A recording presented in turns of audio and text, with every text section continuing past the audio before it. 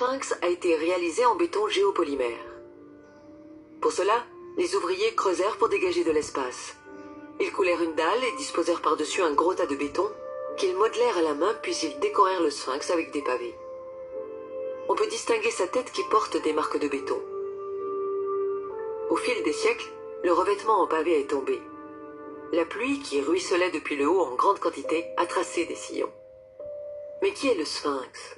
Képhren ou un autre roi? Une tête de lion qui aurait été retravaillée pour être transformée en tête de pharaon? Peu importe. La question est, à quoi ressemble la tête du sphinx? Avec un logiciel de reconstitution de visage 3D, voici le visage du sphinx reconstitué correctement pour la première fois.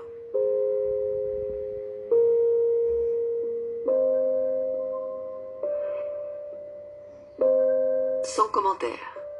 Puisqu'ils étaient noirs, il est logique de faire une sculpture à leur image.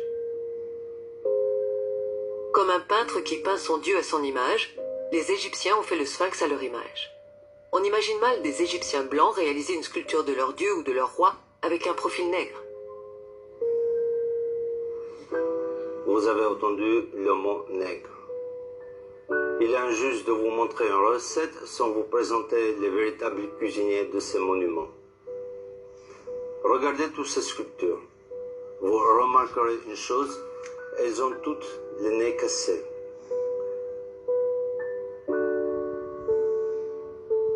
Si on observe les statues et les fresques, la ressemblance est frappante. Le nez, les grosses lèvres. En effet, beaucoup de statues ont le nez cassé parce qu'ils avaient, comme on dit, un nez de nègre. Hérodote dit que les Colches étaient une colonie des Égyptiens parce qu'ils avaient la peau noire et les cheveux crépus. Livre 2 Euterpe. Les Colches étaient une colonie africaine qui a migré pour s'installer vers la mer Noire. Aristote parlera aussi des Égyptiens en les décrivant comme excessivement noirs. Ceux qui sont excessivement noirs sont quoi? Ce sont les Égyptiens et les Éthiopiens. Les Grecs utilisaient 4 mots pour dire noir: sombre, brun ou ténébreux. Kéléinos, Eremnos, Aiton et Mélas. Mélas est le noir physique le plus total. C'est la racine de ce mot qui forme le mot mélanine. Mélas, mélanine. La mélanine est le pigment qui colore la peau en noir pour le protéger du soleil. Aristote dira précisément agon mélanès pour désigner les Égyptiens et les Éthiopiens, ce qui veut dire excessivement noir en grec. Zéosis III, dite Sénocerte en égyptien, détient le record pour le nombre de sculptures à son effigie. Des dizaines. Presque toutes ces sculptures ont le nez cassé. Mais quelques-uns ont échappé à l'inquisition raciale.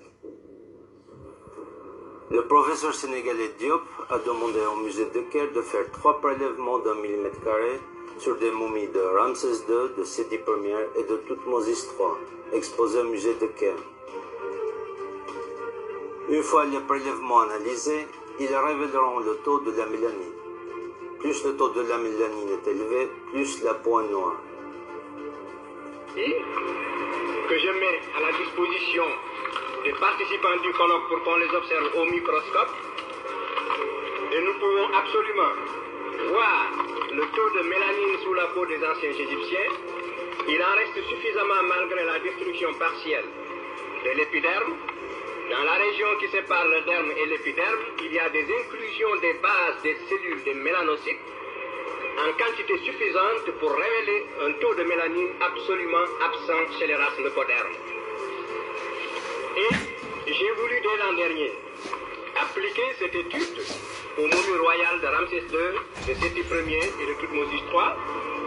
Depuis un an, j'écris au conservateur du musée du Caire, car il ne me faut pas plus d'1 mm², 1 mm² de peau, mais prise toujours dans la même région, et je n'ai pas eu ces échantillons, je le regrette. Par conséquent, c'est une étude très facile, accessible, qu'on peut faire. Voici les lames, ce sont des préparations, il suffit de les mettre sous l'objectif d'un microscope pour voir le taux de mélanine.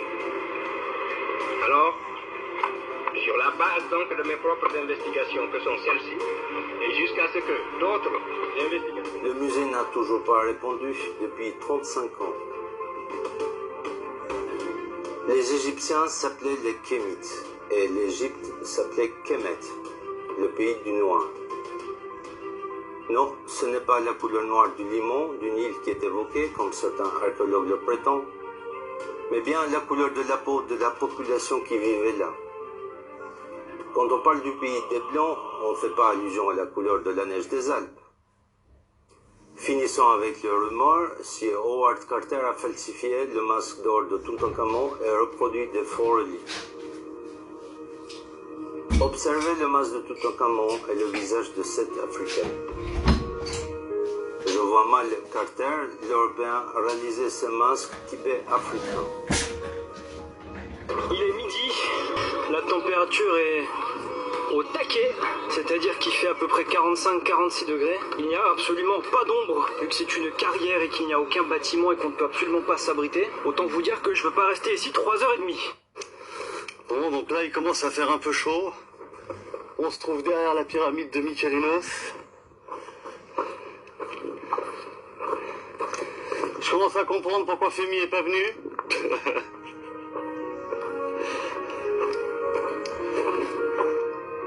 En Égypte, pendant les mois d'été, période pendant laquelle les pyramides étaient construites, les températures atteignaient 45 degrés et plus.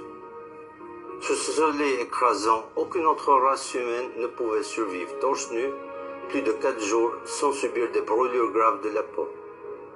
La seule race capable de résister pendant des jours et des mois, sans problème et sans crème solaire, c'est la race nègre à la peau noire.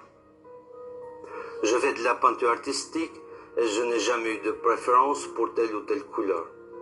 Un peintre aime toutes ces couleurs. Mais on dit qu'il faut rendre à César ce qui